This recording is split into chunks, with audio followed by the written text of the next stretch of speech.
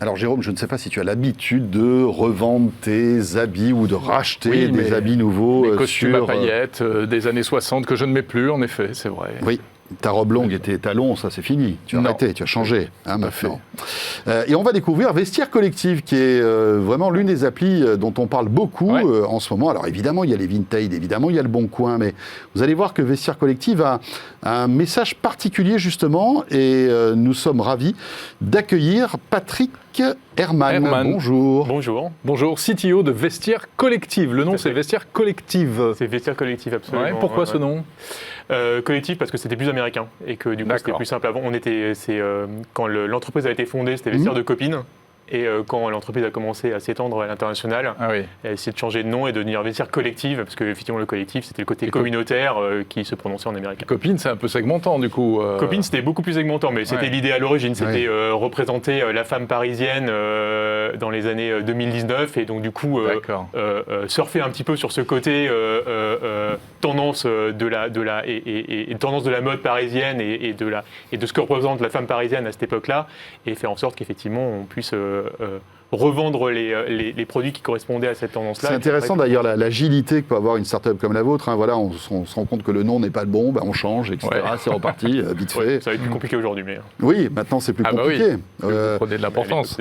Je parlais tout à l'heure du Bon Coin, de Vinted, etc. Bon, évidemment, ce sont des noms très, très ancrés aujourd'hui. J'imagine que c'est pas un problème de les évoquer avec vous. Comment vous différenciez-vous justement de ces ténors, en fait, de la revente de produits ? Alors, une de nos promesses, et la promesse principale en fait de Vestiaire Collective, c'est la confiance. On base l'ensemble de nos transactions sur la confiance, pas que la confiance sur le paiement, mais aussi la confiance sur le produit.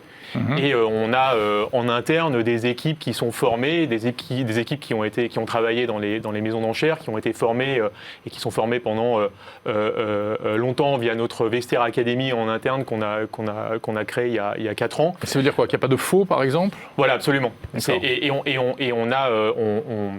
On met vraiment un point d'orgue à tout contrôler, et donc il y a un double ou un triple contrôle. Il y a un premier contrôle qui se fait au moment du dépôt, donc quand l'utilisateur dépose son article via les formulaires de dépôt sur l'application et sur Internet, on fait un premier contrôle, on valide les photos, on valide la description, on valide le prix, et ça c'est un contrôle qui est fait par nos équipes en interne, donc, et qui valide ça sur les photos, qui échangent avec l'utilisateur, avec le vendeur à ce moment-là. Donc là c'est une première, on va dire, une modération humaine, on va dire.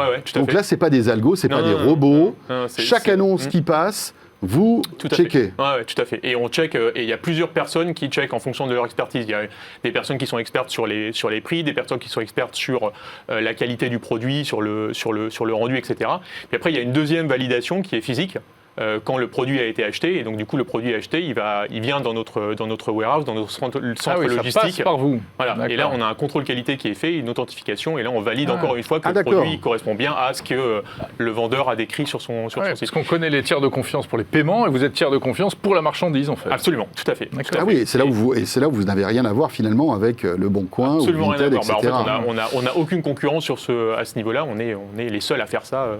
Mais cela dit, on voit que l'Internet et on va dire les particuliers aujourd'hui qui vendent ou qui achètent sur Internet s'auto-apprennent finalement. Et avec les notations. Voilà, etc. On se fait avoir une fois, peut-être deux, mais après on se fait plus avoir, etc. Est-ce que finalement, ça a toujours du sens d'avoir autant de sécurité chez vous, alors que on se rend compte qu'aujourd'hui, évidemment, sur le Bon Coin, il y a toujours des arnaques, effectivement, on en voit, mais les gens sont de plus en plus éduqués. Vinted a quand même une bonne image aussi. Vous pensez malgré tout que vous avez quelque chose de différenciant qui peut apporter une valeur ? Oui, absolument. Mais d'ailleurs, c'est ce que nous disent nos utilisateurs. Les utilisateurs viennent chez Vestiaire Collective, et quand on fait des études de comparative entre Vestiaire Collective et ces autres concurrents ou en tout cas autres marketplaces de revente de vêtements de mode, la grande différence pour Vestiaire Collective, c'est effectivement notre capacité à imprimer cette confiance, et les produits qu'on trouve chez Vestiaire Collective, qui sont quand même des produits de haut de gamme et des produits de luxe, ne peuvent être trouvés que chez Vestiaire Collective, et les gens nous font confiance pour aller, quand vous achetez un sac à 10 000 euros sur Internet, vous avez besoin quand même d'un minimum de cadre et de mise en confiance pour Oui. pour faire Ouais. cet achat, quoi. Voilà, Acheter un donc- sac à 10 000 euros sur le bon coin, bon, il faut faire attention. Il faut quoi. avoir le moral. Ouais, c'est ça. Oui, parce qu'on a peut-être oublié de le préciser, mais vraiment le créneau, c'est le luxe de deuxième main. Donc, Alors, c'est ce sur quoi l'entreprise a été fondée. On a évidemment ouvert ça. Nous, on n'est pas que dans le luxe. Nous, en fait, je peux acheter quoi aujourd'hui sur Vestiaire Collective? des vêtements durables. Des D'accord. vêtements que vous allez pouvoir réutiliser. Enfin, des investissements. Vous allez pouvoir faire des investissements. C'est-à-dire que vous allez pouvoir acheter un vêtement qui vous plaît aujourd'hui, que vous allez mettre pendant un an, et que vous allez pouvoir réinvestir, enfin remettre en vente sur la marketplace, sur Vestiaire Collective, et qui aura toujours sa valeur. Qui aura D'accord. conservé Ah oui. sa valeur, quoi. Ça, c'est la promesse de Vestiaire Collective.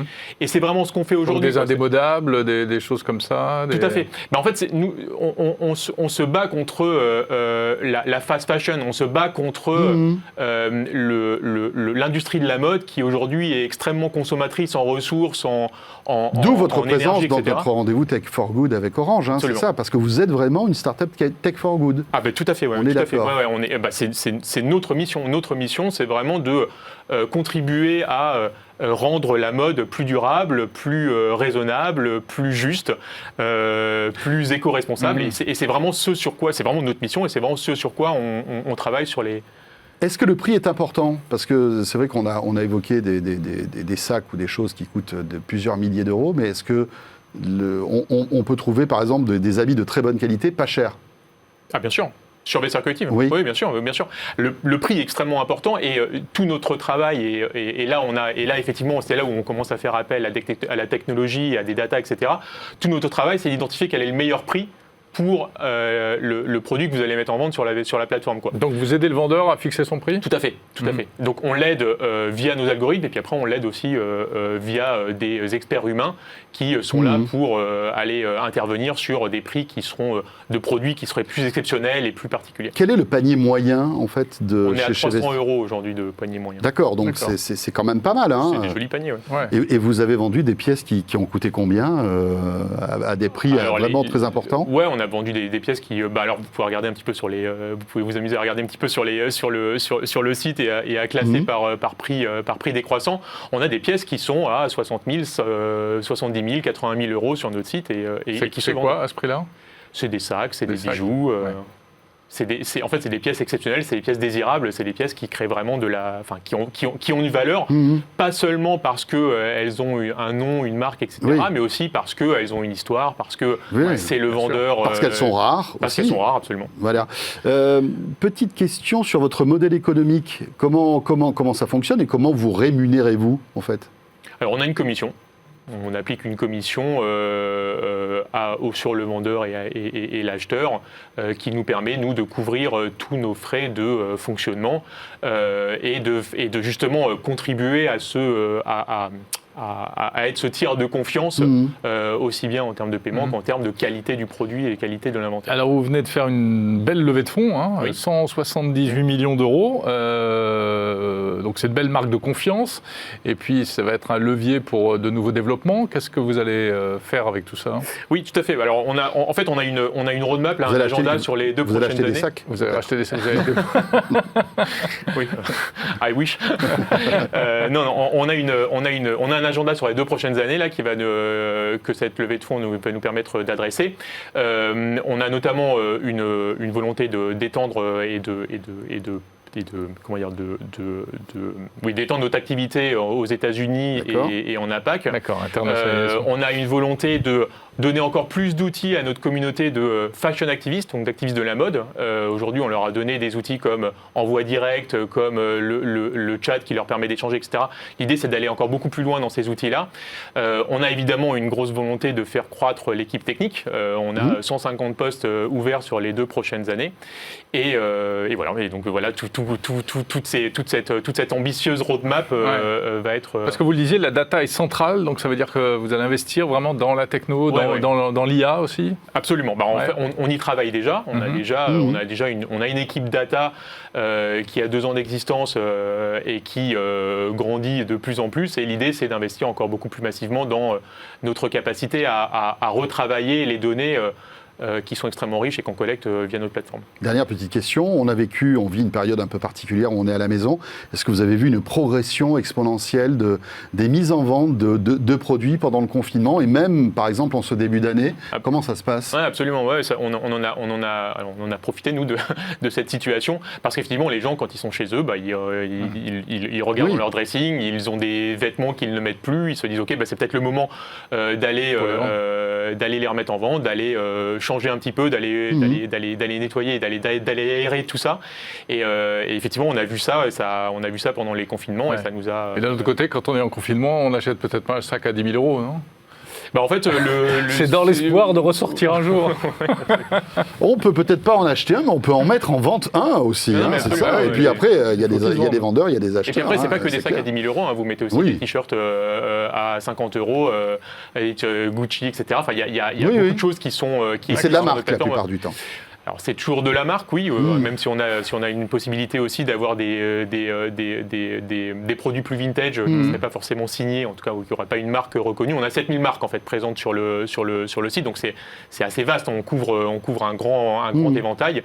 L'idée pour nous, c'est surtout de mettre en valeur et d'accepter en fait toutes les pièces qui seront désirables pour un acheteur potentiel. Eh bien, merci beaucoup, Patrick. Merci beaucoup. Merci à vous.